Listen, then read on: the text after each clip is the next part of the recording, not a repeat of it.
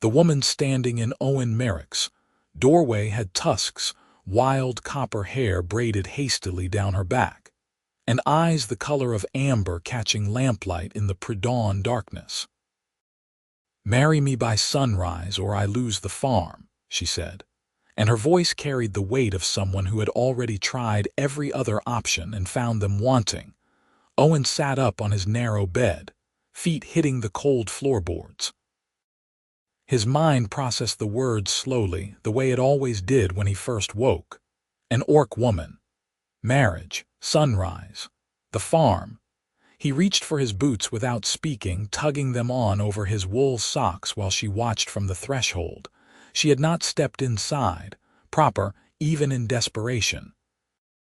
"You know me?" she asked. He did. Clara Voss. Her father had owned the apple orchard 3 miles south, the one with the old stone wall and the rows of trees that turned the hillside white every spring. He had bought cider from the man twice, paid fair prices, received firm handshakes. The old orc had died in late autumn. That had been 2 months ago. "I know your farm," Owen said. He stood, pulling his suspenders over his shoulders. His shirt was wrinkled from sleep. He did not care. "What is the clause, my father's will?" "The land passes to me if I am wed and keeping a household by the first sunrise of winter. If not, it reverts to Augustus Strand. He holds the neighboring property. He wants the water rights and the old growth timber on the north quarter." Owen knew Strand too. A man who smiled with his mouth and calculated with his eyes. A man who had bought 3 foreclosed properties in as many years and worked them with hired hands who never stayed long. "Strand know about the clause," my father told him years ago. "Meant to keep him from pressuring me to sell. Thought I would marry in my own time." Her jaw tightened. The tusks were small, curving just slightly over her lower lip. "I did not, and now I am here." Owen walked to his wash basin and splashed water on his face. The cold bit into his skin, waking him fully. His hands did not shake.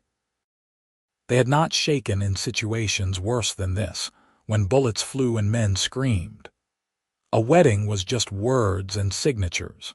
He had told himself that once before, 6 years ago, standing in a church with his collar too tight and his heart too open.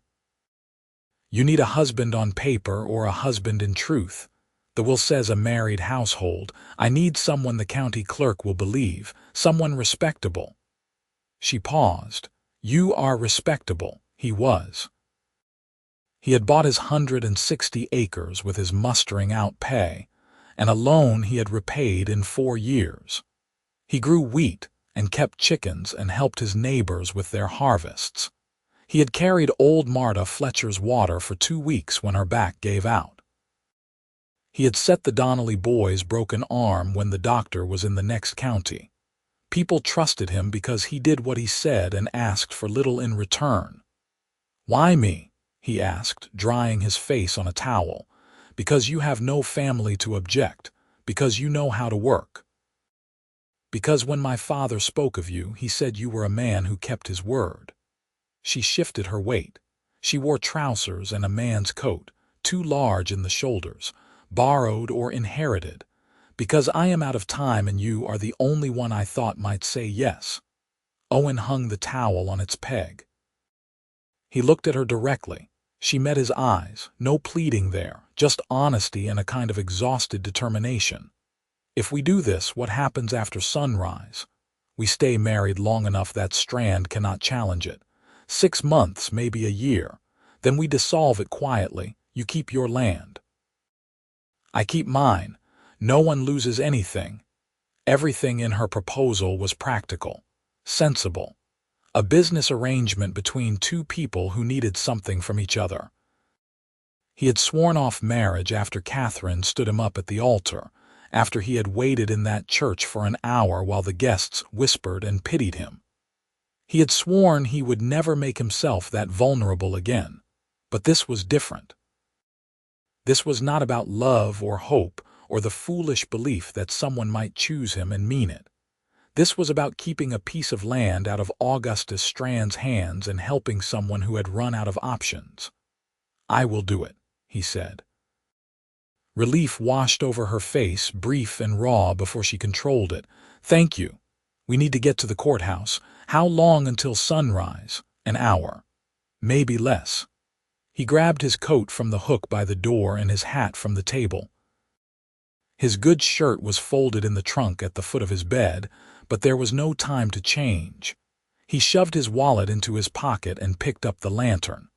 "My horse is faster than walking. We will ride double." She followed him out into the cold. The sky was still dark, but the stars had begun to fade at the eastern edges. Winter solstice dawn came late, but it came.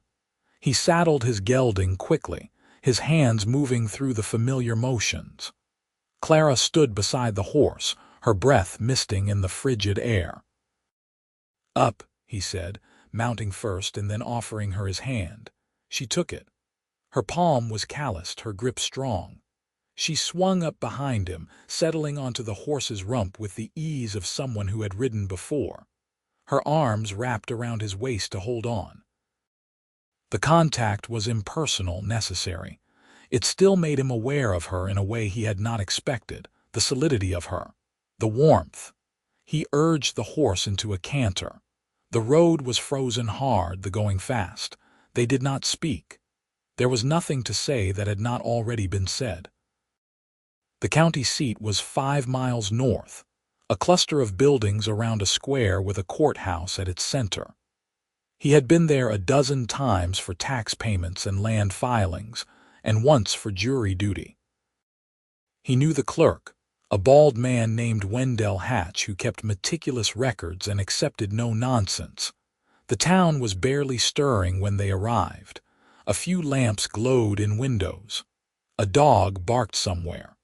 Owen dismounted and helped Clara down, then tied the horse to a post. The courthouse door was locked. He knocked hard, footsteps inside. The door cracked open. Wendell peered out, still in his nightshirt with a coat thrown over it. "Owen Merrick, it is not yet 6 in the morning. I need a marriage license, now." Wendell blinked. His gaze shifted to Clara, took in her green skin and tusks, then returned to Owen. "This is not a joke." "No joke. We need it done before sunrise." The clerk hesitated, then pulled the door open wider. "Come in, then, quickly." The courthouse interior was cold, the stove not yet lit. Wendell led them to his office and fumbled with a lamp, then pulled a ledger from a shelf. "Names: Owen James Merrick, Clara Voss. Ages: 29, 26. Wendell wrote slowly, his pen scratching across the paper. He asked for their addresses, their occupations, their parents' names. Clara answered in a steady voice. Her father was listed as deceased. Her mother had died in childbirth. Owen's parents were back east, a fact he offered without elaboration. Wendell filled in every line with bureaucratic precision, then finally looked up. "You need a witness and someone to perform the ceremony." "You can perform it," Owen said. "You are authorized as county clerk."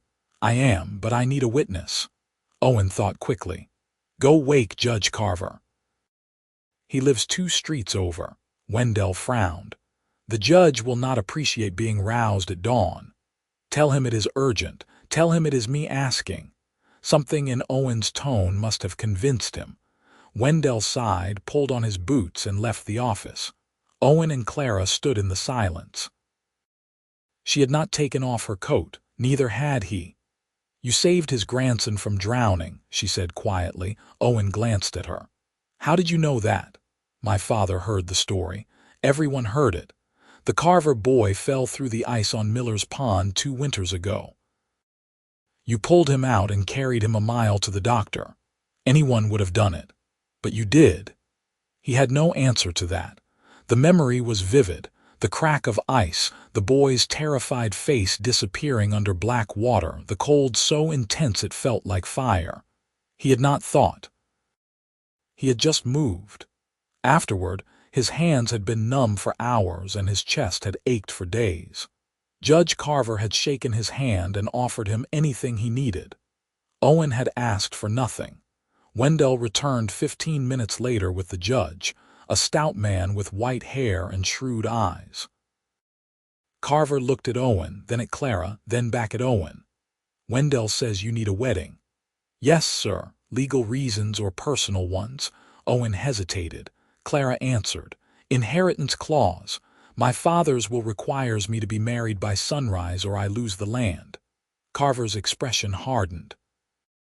"Augustus Strand's doing. My father wrote the will, but Strand is waiting for me to fail," the judge grunted. "I see, and you, Owen, you are entering this willingly." "I am." "Understood the terms, no coercion." "I understand." Carver nodded. "Then let us proceed." There was no ceremony, no music, no flowers. Carver stood behind Wendell's desk and motioned them forward. Owen and Clara stood side by side. Wendell hovered near the door, serving as witness. The judge pulled a small book from his coat pocket and opened it. "Do you, Owen James Merrick, take Clara Voss as your lawful wife?" The words were familiar. He had heard them before, standing in a different place with a different woman who had never arrived. His throat tightened. He forced it down. "I do." "Do you, Clara Voss, take Owen James Merrick as your lawful husband?" Her voice was steady. "I do." "By the authority vested in me by the county and the territory, I pronounce you married. Sign the register." Owen signed his name in Wendell's ledger. His handwriting was cramped, his fingers stiff from the cold. Clara signed next, her letters precise.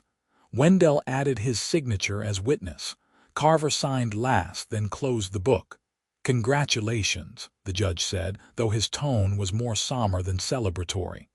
"Owen, a word." He stepped aside with Carver while Clara spoke quietly with Wendell about obtaining a copy of the certificate. The judge kept his voice low. "You know what you have done? I helped someone keep her land. You have tied yourself to her legally. If Strand challenges this, and he will, you will need to prove the marriage is genuine. That means living together, acting as husband and wife. Can you do that?" Owen met the older man's gaze. "Yes." "Good." Carver clapped him on the shoulder. "You are a decent man. I hope this does not cost you more than you intend to spend." They left the courthouse as the sky began to pale in the east. Clara carried the folded marriage certificate in her coat pocket. Owen untied his horse and helped her mount, then climbed up in front of her. The ride back was quieter than the ride in. The urgency had passed. Now there was only the reality of what they had done. He took the road south toward her farm instead of north toward his. She did not question it. When they reached her property, he slowed the horse and studied the land in the growing light. The orchard spread across the hillside, rows of bare branched trees stark against the snow. The farmhouse was modest, 2 stories with a wide porch. Smoke rose from the chimney. Someone was inside. "My cousin," Clara said, following his gaze. "Della, she has been staying with me since my father died, helping." Owen dismounted and offered his hand. Clara took it and slid down. She stood close to him for a moment, looking up at his face. "You gave me my home. I will not forget that." "We have 6 months," he said. "Maybe more. We should use them well." She nodded. The sun broke over the horizon, spilling gold across the orchard. They were married. The land was hers. The first part was done.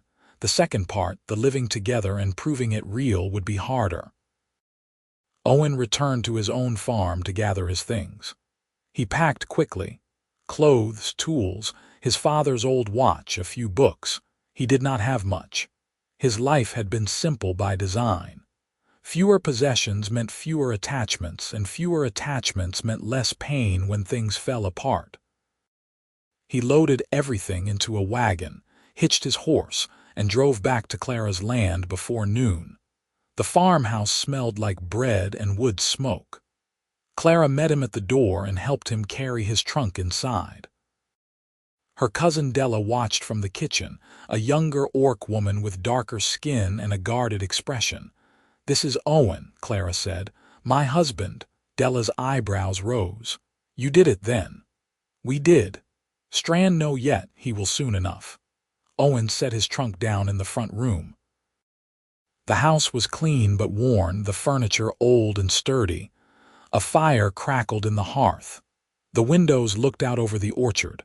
"I can sleep down here," he said. "You keep your room." Clara shook her head. "Strand will send someone to check. Maybe today. If we are not sharing a room, he will use it against us." She was right. He knew she was right. It still sat uncomfortably in his chest. "I will take the floor then. We will figure it out." She turned to Della. "Can you ride into town? File the marriage certificate with the land office before Strand hears." Della nodded. "I will leave now." She pulled on her coat and left through the back door. Owen heard a hoarse whinny, then hoofbeats fading. Clara stood in the center of the room, her arms wrapped around herself. "Are you hungry?" she asked. "I could eat." She moved into the kitchen and began slicing bread. Owen followed, unsure what to do with his hands. The space was small, designed for one person or maybe two working in rhythm. He leaned against the doorframe and watched her work. Her movements were efficient. She had done this 1,000 times. "Your father taught you to bake, my mother, before she died. Then my father kept it up. He said bread was the foundation of a household." She glanced at him. "Can you cook?" "Enough to survive, nothing fancy." "That is more than most men." She set the bread on the table with a crock of butter and a pot of jam. They sat across from each other and ate in silence. The bread was good, dense and flavorful. The jam was apple, probably from her own trees. Owen found himself relaxing slightly. This was manageable. They were two people sharing a meal, nothing more complicated than that. "What will Strand do?" he asked. "Contest the marriage, claim it is fraudulent, try to prove we are not truly wed." She tore a piece of bread in half. "He has lawyers, money, influence. We have the law." "The law can be bent if you know the right people." Owen considered this. "Then we make it impossible to bend. We live as husband and wife. We work the farm together. We give him nothing to use." "For how long?" "As long as it takes." She studied him across the table. "You are risking a great deal for someone you barely know." "I am risking my time. You are risking your home. It is not the same." But it was not just his time, and they both knew it.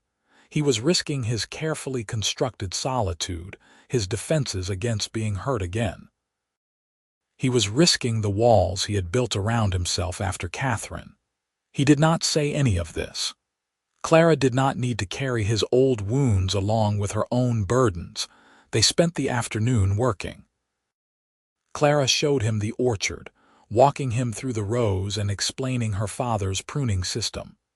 The trees were dormant now, waiting for spring. She pointed out the oldest ones, gnarled and thick-trunked, and the younger saplings her father had planted in his final years. "He wanted the orchard to outlive him," she said. "Wanted it to keep producing long after he was gone. It will." She looked at him. "You sound certain." "I am. You will make sure of it." Something shifted in her expression, not quite a smile but close. They walked back to the house as the sun dipped toward the horizon. Della had returned from town, the marriage certificate filed and recorded. She made stew for dinner, thick with vegetables and mutton. Owen ate 2 bowls and complimented her cooking. She thawed slightly, enough to ask him questions about his own farm. "Who is working it while you are here?" "No one. The wheat is harvested.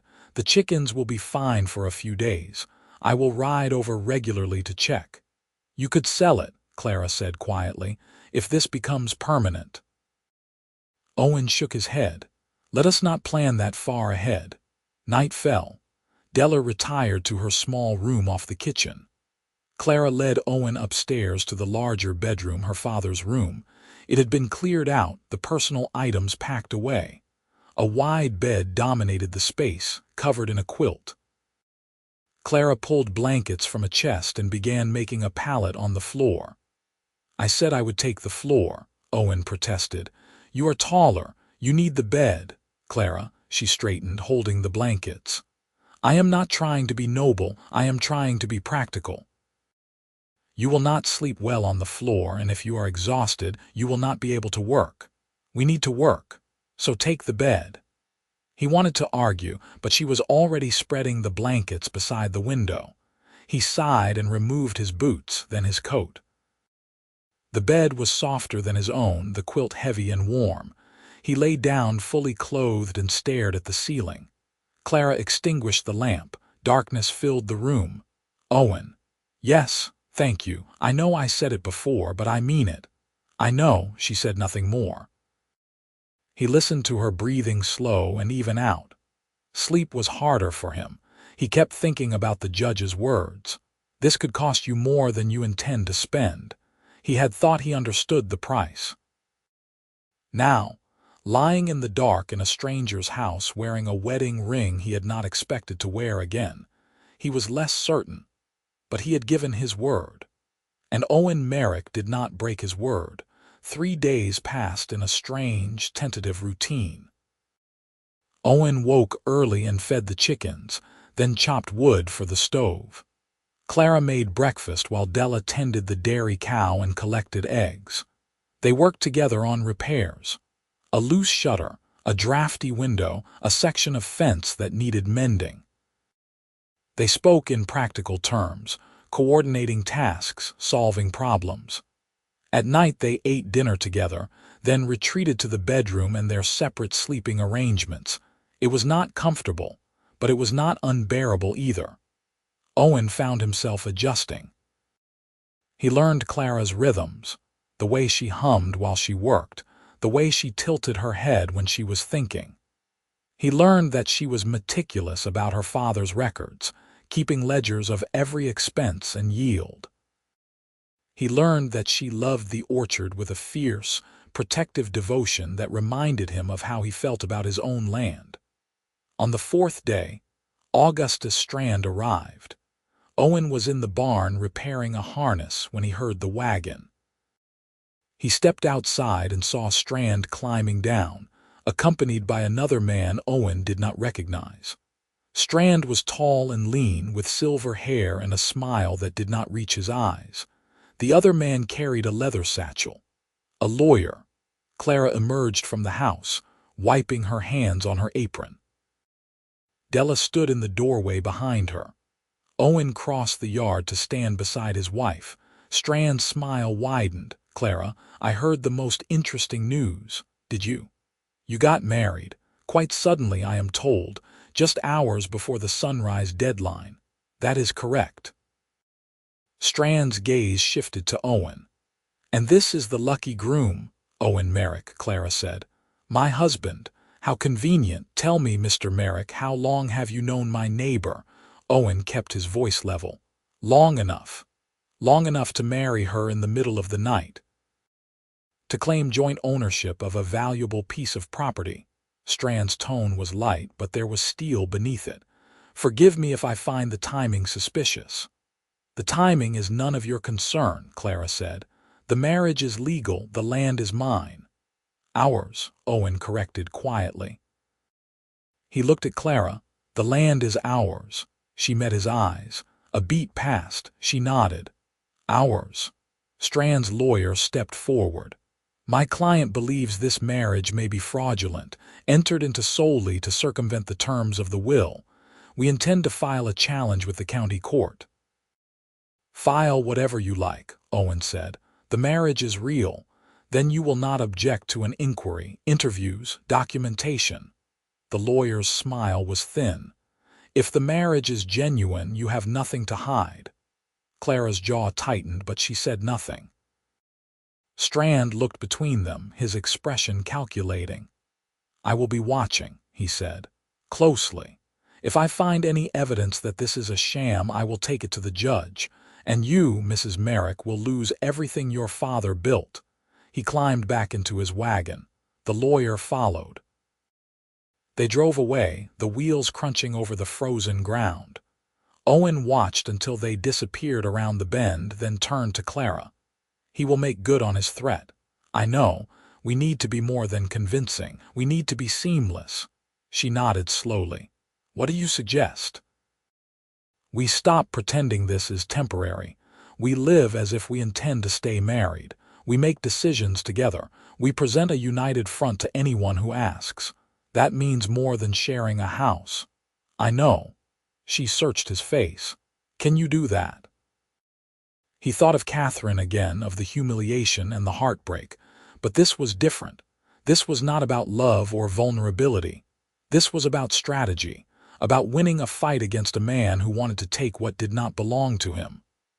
I can, he said. That night, Owen did not make up the floor pallet. He lay down on one side of the bed, leaving space between them. Clara hesitated, then climbed in on the other side. They lay back to back, not touching. The bed was large enough that it almost felt like sleeping alone. Almost. Owen stared into the darkness and told himself this was still just an arrangement, a practical solution to a complicated problem.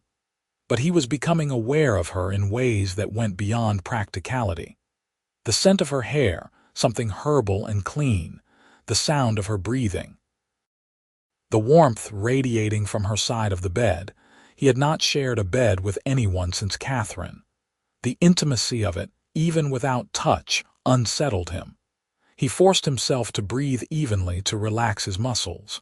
Eventually, exhaustion won. He slept. The inquiry began a week later. A court-appointed investigator arrived, a thin woman with spectacles and a notebook. She interviewed them separately, then together. She asked about how they met, how long they had known each other, why they had married so quickly. Owen answered truthfully. They had known of each other for years. They had decided to marry because Clara needed a husband and Owen was willing. No, it had not been a long courtship. Yes, they understood that people might find it unusual, but it was legal and it was real. The investigator walked through the house, noting the shared bedroom, the mingled belongings, the signs of cohabitation. She spoke with Della, who confirmed that Owen had moved in immediately after the wedding. She spoke with neighbors who had seen them working together. She took notes on everything. You love each other? She asked at the end of the final interview. Owen glanced at Clara. She looked back at him. The question hung between them. We respect each other, Clara said carefully. We are building something together. That is not what I asked. It is the truth, Owen said. Love is not required for a marriage to be valid. The investigator closed her notebook. No, but it makes it easier to believe. She left without indicating what she would report. Owen and Clara stood on the porch and watched her go. The sky was heavy with unshed snow. She thinks we are lying, Clara said. Maybe. If she reports that to the judge, Strand wins. Owen turned to face her. Then we prove her wrong. How? He did not have an answer, not one that made sense. But he could feel the problem shifting, becoming more complicated than he had anticipated. It was not enough to live together. They needed to convince people that they cared for each other, that they had chosen this. And convincing others meant convincing themselves, at least in part. We spend time together, he said. Not just working, actually being together, talking, learning about each other, Clara frowned. Like courting, after the fact, yes, she considered this. That seems backward. Most of this is backward. A laugh escaped her, short and surprised. It was the first time he had heard her laugh. The sound did something strange to his chest, loosening a tightness he had not realized was there. All right, she said. We will court, backward. They started that evening. After dinner, instead of retreating to separate tasks, they sat together in the front room. Clara brought out a worn deck of cards and taught him a game her father had played. Owen was terrible at it, but he kept trying. She won every hand and did not gloat, though he could see the amusement in her eyes. You are letting me win, she said. I am not. I am just bad at this. You are a terrible liar. I am not lying. Watch." He played his next hand with full concentration and still lost. Clara shook her head, but she was almost smiling. They played for an hour, then talked. She asked about his time in the army, and he told her the parts he could stand to tell. The camaraderie, the long marches, the strange beauty of a sunrise after a sleepless night.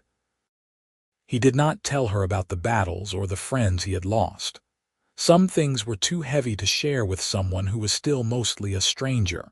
She told him about her father, about growing up on the orchard, about the prejudice she had faced in town. People who would not buy from an orc. People who spat when she walked past. Her father had taught her to ignore it, to focus on the work and let the work speak for itself. Did it help? Owen asked. Sometimes, not always. She looked at her hands. People see what they want to see. If they want to see a monster, nothing I do will change that. I do not see a monster. She looked up. Their eyes met. Something passed between them, unspoken and fragile. What do you see? She asked. Someone who fights for what matters, someone who does not give up. He paused. Someone I am glad I said yes to. Her expression softened. I am glad too. The moments like that began to accumulate, small exchanges that built into something larger. Owen found himself thinking about her during the day, wondering what she was doing, looking forward to the evenings when they would sit together. He noticed details. The way she tucked her hair behind her pointed ears when she was concentrating. The way she always checked the orchard before bed, walking the rows in the moonlight to make sure everything was secure. One night he followed her outside, pulling on his coat against the cold. She glanced at him but did not object. They walked the rows together, their breath misting in the frigid air. The trees were black silhouettes against the stars. Why do you do this every night? He asked. My father did. After my mother died, he said it was the only time he felt at peace, just him and the trees and the quiet. She touched the bark of an old apple tree, her fingers gentle. I keep the tradition. It makes me feel closer to him. Owen understood. He had his own rituals, his own ways of keeping the past alive. He would be proud of you. You think so. I know so. You saved his legacy. That is not a small thing. She smiled, faint but real. They finished the walk and returned to the house.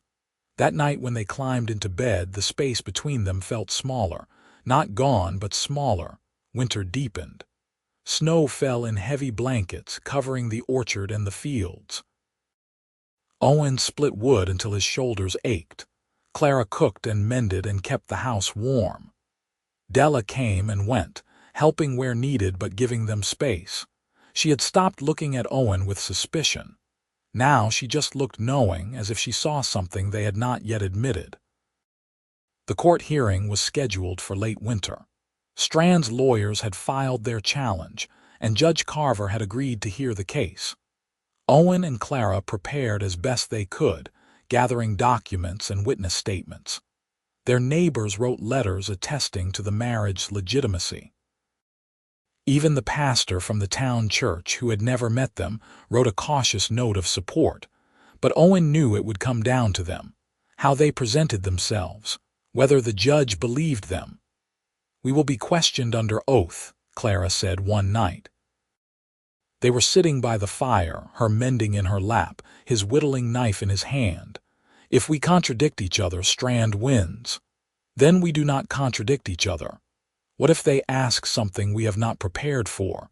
Owen set down the knife. Then we tell the truth. The truth is that we married for convenience. The truth is more complicated than that now. She looked at him. Is it? He held her gaze. Yes. He did not elaborate. He was not sure he could. Something had shifted between them over the past weeks, something he had not planned for and did not entirely understand. He looked forward to seeing her in the mornings. He missed her when he rode back to check on his own farm. He had started thinking in terms of we instead of I. That was dangerous. That was the kind of thinking that had destroyed him before, but it was also undeniable. Clara set down her mending. "Owen, can I ask you something?" "Yes." "Why did you really say yes? That first morning, you could have refused, it would have been easier." He was silent for a long moment. The fire crackled. Outside, wind howled through the eaves. "I was engaged once," he said finally. 6 years ago, a woman named Catherine. We had known each other since we were children. Everyone assumed we would marry. I assumed it too." Clara waited. She did not push. The day came. "I stood in the church and waited. She never arrived." His voice was flat, drained of emotion. "Her brother came instead, said she had changed her mind, said she could not go through with it. She left town that night. I never saw her again." "I am sorry. I swore I would never marry after that. Never put myself in that position again. And then you knocked on my door and asked me to do the one thing I had promised myself I would not do. But you said yes. I did." "Why?" He looked at her. "Because you were honest. You did not pretend it was about love or romance or any of the things that break people. You needed help and I could give it. That felt safe, manageable." He paused. "I was wrong about the safe part." Her breath caught. "Wrong how? This is not safe. This is not manageable. I am feeling things I did not plan to feel, and I do not know what to do with them." The words hung in the air between them. Clara's eyes were wide, her expression unreadable. "What are you feeling?" she asked quietly. He could have lied, could have retreated behind walls and distance. But he was tired of hiding, tired of protecting himself at the cost of everything else. "I am feeling like this might be more than an arrangement," he said. "Like you might be more than a responsibility, like I might want this to be real." She did not speak. The silence stretched, and Owen felt his chest tighten. He had said too much. He had ruined the fragile balance they had built. He stood, intending to leave the room to give her space. "Owen, wait." He stopped. She rose and crossed to him, standing close enough that he could see the flecks of gold in her amber eyes. "I am feeling it too," she said. "I did not want to. I told myself it was just gratitude. But it is more than that. I look for you when you are not here. I think about what you would say when something happens. I care what you think of me." His heart was beating too fast. "Clara, I do not want to dissolve this marriage," she said. "I do not want it to be temporary. I want it to be real." He reached up slowly, giving her time to pull away. She did not. His hand cupped her cheek, his thumb brushing the line of her jaw. Her skin was warm, smooth. She leaned into his touch. "Are you sure?" he asked. "Are you?" he answered by kissing her. It was tentative at first, testing. She responded, her hands coming up to rest on his chest. The kiss deepened. It was nothing like kissing Catherine had been. That had been familiar, comfortable, expected. This was electric, terrifying, right. They broke apart, breathing hard. Clara's eyes were bright. "We should probably practice that," she said, "for the hearing." A laugh surprised him, rough and genuine. "Probably." They kissed again, slower this time. When they finally pulled apart, Owen rested his forehead against hers. "This complicates things," he murmured. "Everything was already complicated." "Fair point." They stood there for a moment longer. Then Clara took his hand and led him back to the fire. They sat close together, her head on his shoulder, his arm around her waist. It felt natural. It felt like something they had been doing for years instead of weeks. "What do we tell people?" she asked. "The truth, that we started as an arrangement and became something real. Will they believe it? I do not care if they do, as long as you believe it." She tilted her head to look up at him. "I believe it." That was enough. The hearing took place on a gray morning in late February. Owen and Clara rode into town together, their hands linked. Della had stayed behind to watch the farm. The courthouse was packed. Strand sat in the front row with his lawyers, his expression smug. Neighbors and townsfolk filled the other seats, curious and gossiping. Judge Carver called the court to order. Strand's lead lawyer stood and laid out the case. The marriage was suspiciously timed, entered into merely to satisfy a legal requirement. There was no prior courtship, no evidence of genuine affection. Mr. Merrick had clear financial motives, and Mrs. Voss had desperate reasons to fabricate a relationship. The will should be set aside, and the property should revert to Mr. Strand as originally intended if the condition was not met in good faith. Carver listened without expression. When the lawyer finished, the judge turned to Owen and Clara. "I will hear from you both, under oath." They stood. The bailiff administered the oath. Carver gestured for them to sit in the witness chairs. "Mr. Merrick, why did you agree to marry Clara Voss?" Owen took a breath. "She came to me before dawn on the day of the deadline. She told me what she needed. I said yes because I believed she deserved to keep her father's land and because I was in a position to help. That is all. Pure altruism. No, I also said yes because I knew her father and I respected him. I knew Strand wanted the land for the wrong reasons.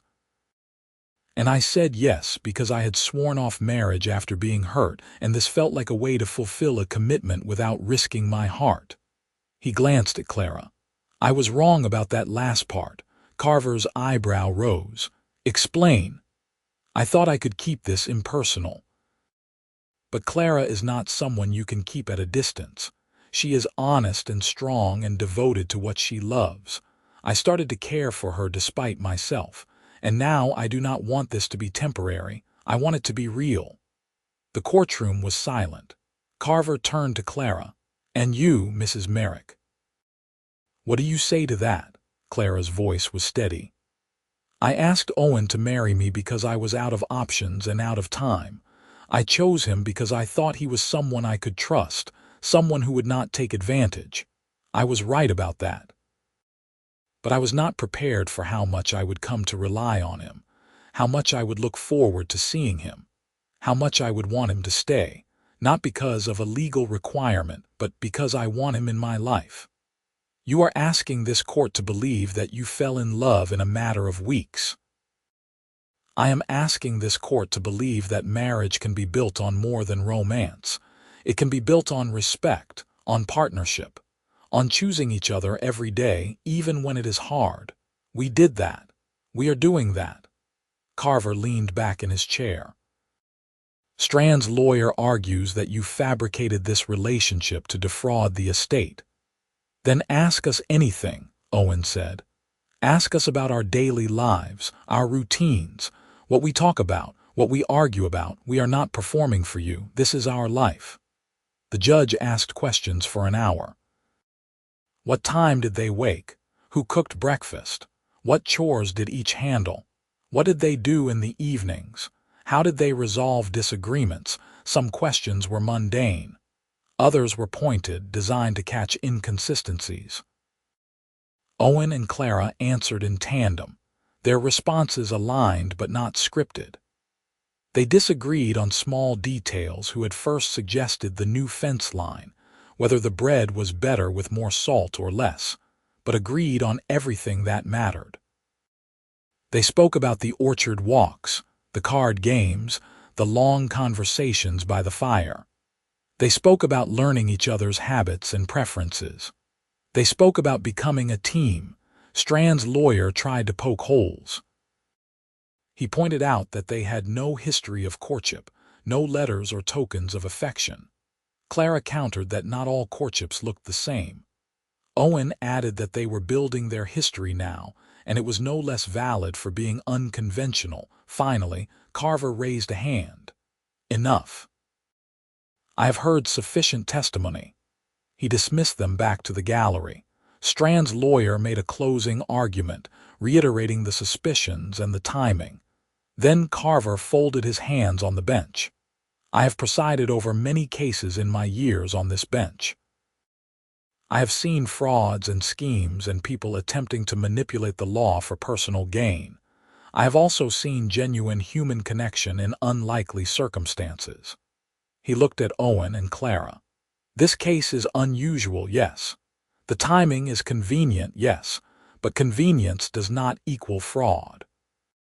And I have seen enough to convince me that whatever this marriage began as, it has become something real." Strand surged to his feet. "Your Honor, sit down, Mr. Strand." Carver's tone was sharp.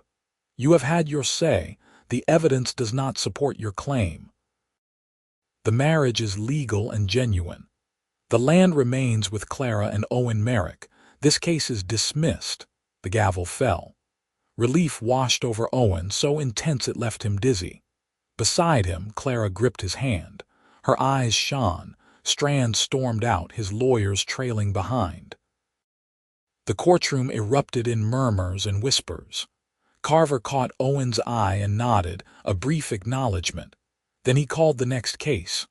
Owen and Clara left quickly, escaping the crowd. They did not speak until they were on the road home, the town receding behind them. "We won," Clara said. "We did," she laughed, bright and unrestrained. "I cannot believe it. I thought for sure he would find a way. Carver is a fair man. He saw the truth. The truth is that we got lucky."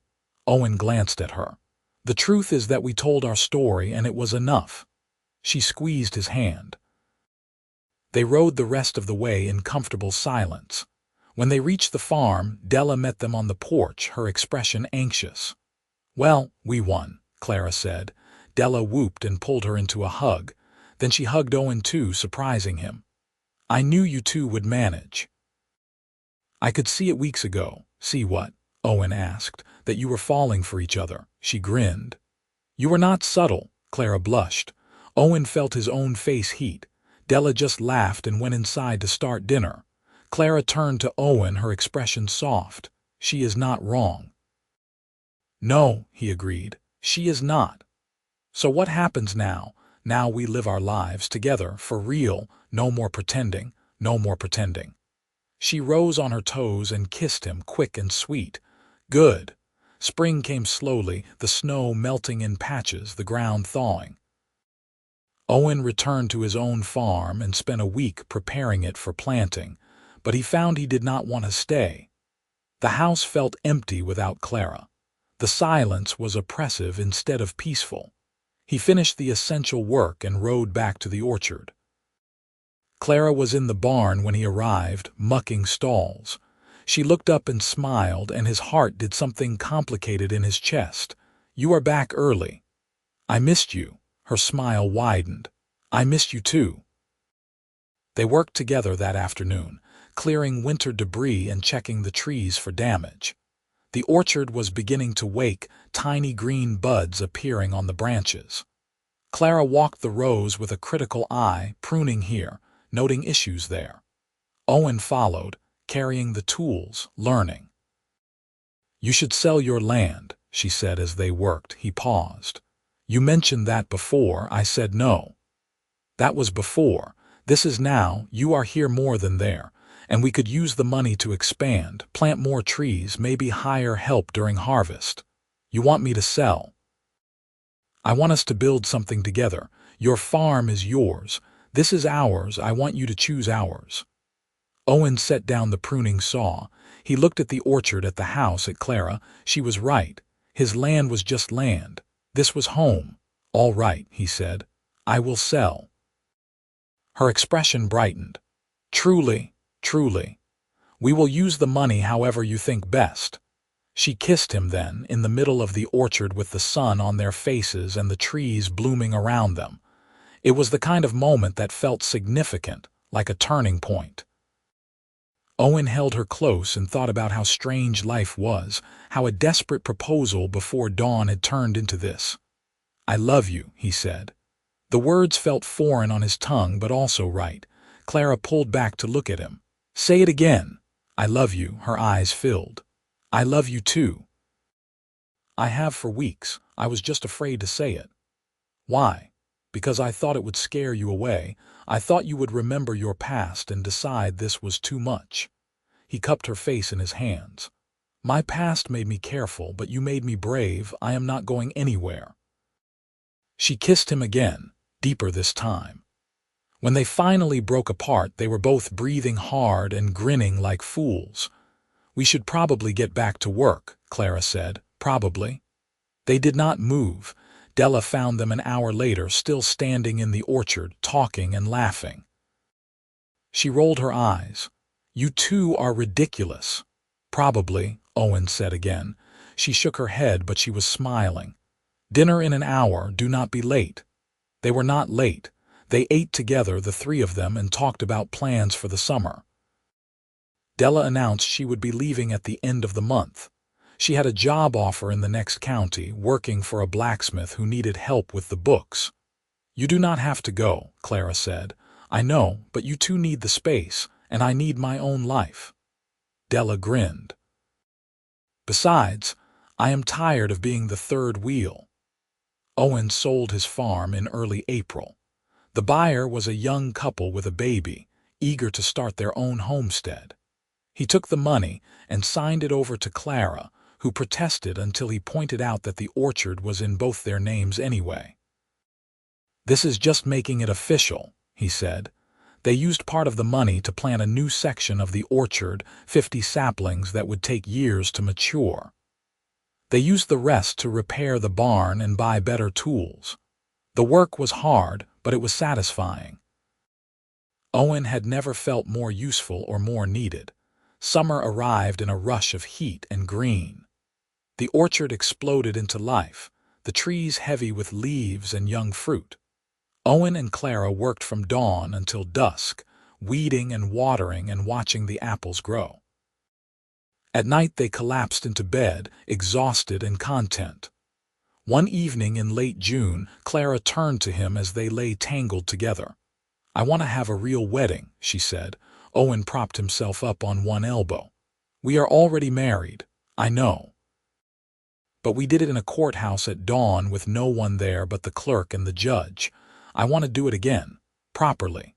With witnesses and vows we actually choose. You want a ceremony. I want to stand in front of people and tell them I choose you. Not because a will required it, but because I want to. Do you not want that? He thought about it. He had had a big wedding planned once and it had ended in humiliation. But this was different. This was Clara. This was real. I want that, he said.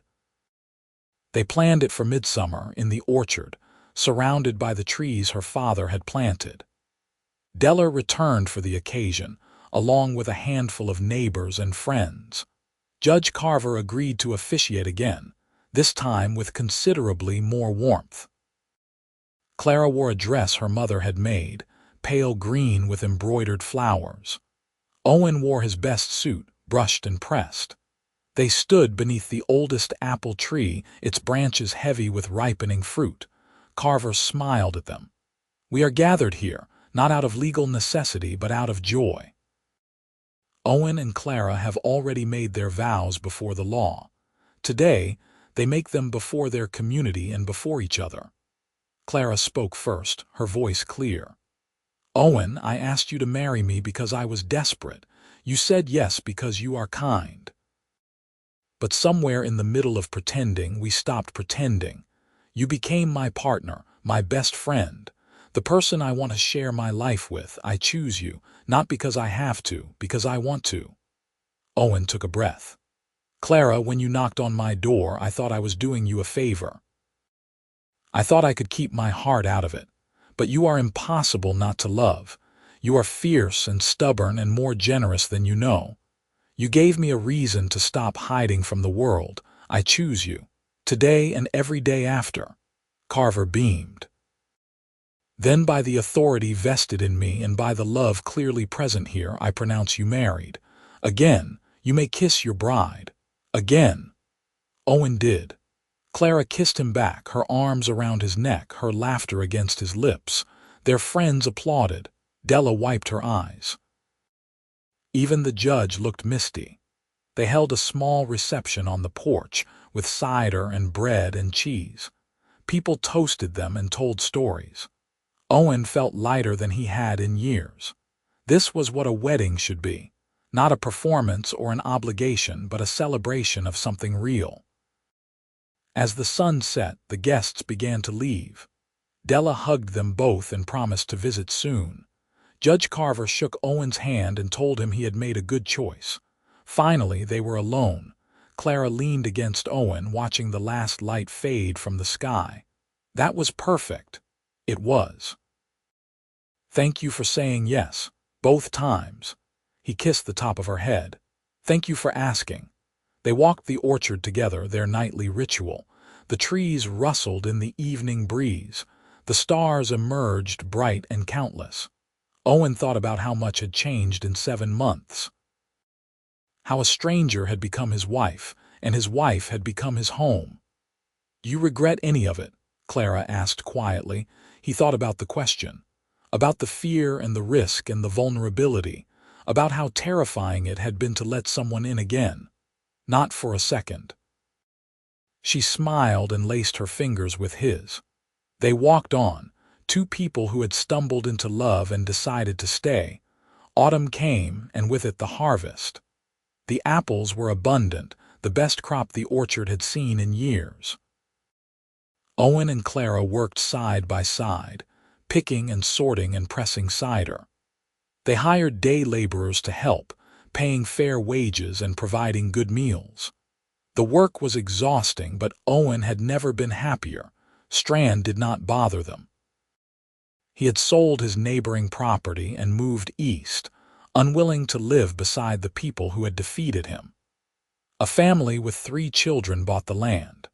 They were kind and hardworking, and their youngest daughter loved to visit the orchard and ask Clara questions about the trees. Winter returned, and with it the quiet season. Owen and Clara spent the evenings by the fire, planning for the spring. They talked about expanding again, about building a proper cider house, about maybe raising a few pigs. They talked about the future like it was something they owned together. On the first night of the new year, Clara took his hand and placed it on her stomach. We are going to have a baby. Owen stared at her. A baby? Yes, in the summer. Are you happy? Happy did not begin to cover it. He pulled her into his arms and held her, his face buried in her hair. I am terrified, she laughed. Me too. But yes, I am happy. They told no one for weeks, keeping the secret between them like a precious thing. But eventually Clara's shape began to change and people noticed. The neighbors brought gifts and advice. Della sent a letter full of excitement and promises to come help when the time came. Owen threw himself into preparations. He built a cradle from applewood, sanding it until it was smooth as silk. Clara sewed tiny clothes and blankets, her hands careful and precise. They argued about names and laughed about their combined inexperience. They were going to be terrible at this, they agreed, but they would be terrible together. The baby came on a hot July night, after hours of labor that left Clara exhausted and Owen feeling helpless. The midwife finally placed a tiny, squalling bundle in his arms. A girl. She had green skin like her mother and a tuft of dark hair. She was perfect. What should we call her? Clara asked, her voice hoarse. Owen looked down at the baby. She had stopped crying and was staring up at him with dark, curious eyes. Sarah, he said. After my grandmother, Clara smiled. Sarah Merrick, I like it. Sarah grew quickly, a bright and curious child who toddled after her parents through the orchard and babbled at the trees. Owen taught her to identify the different varieties. Clara taught her to braid her hair. She was the center of their world, the proof that something good could come from an unexpected beginning. 2 years later, a son arrived. Clara wanted to name him after her father, but Owen suggested a compromise. They named him Garrett, a strong name for a strong boy. Garrett was quieter than his sister, more observant. He watched everything and absorbed it all. The years passed in a rhythm of seasons. Planting and pruning and harvest. Babies growing into children. The orchard expanding, thriving. Owen and Clara worked side by side, their partnership deepened by time and shared struggles. They argued sometimes about money or decisions or how to discipline the children. But they always talked through it. They always chose each other on their 10th anniversary. Clara woke him before dawn. "Come with me." He followed her outside, groggy and confused. She led him to the orchard, to the spot where they had held their second wedding. The sky was just beginning to lighten in the east. "10 years ago, I knocked on your door and asked you to marry me," she said. "You reached for your boots and changed my life." Owen took her hands. "You changed mine. I wanted to watch the sunrise with you, here, where it all began." They stood together as the sun crept over the horizon, spilling gold across the orchard. The trees were heavy with fruit, the branches bending under the weight. Somewhere in the house, the children were still sleeping. Everything was quiet and perfect. "Do you ever think about how different things could have been?" Clara asked. "If you had said no, sometimes, but not with regret, only with gratitude that I said yes." She leaned into him, her head on his shoulder. "I love you, Owen Merrick. I love you, Clara Merrick." The sun rose higher, burning away the last shadows. A new day beginning. A life built not on convenience or necessity, but on choice. On two people who had reached for each other in the darkness and found light. Years later, when the children were grown and the orchard had become one of the most productive in the territory, people would ask them how they had done it. How they had built something so successful from such an unlikely start. Owen would always defer to Clara. She would smile and say it was simple. They had planted good seeds and tended them carefully. They had weathered storms and celebrated harvests. They had chosen each other, over and over, even when it was hard. But sometimes, when it was just the two of them, she would turn to him and say, "Do you remember that morning when I knocked on your door?" And he would nod. "You said marry me by sunrise or I lose the farm. I reached for my boots. Best decision I ever made," she would say. "Mine too," he would reply. And they would stand together in the orchard they had built, surrounded by the trees and the life they had made, and be grateful for a desperate proposal at dawn that had turned into 50 years of love.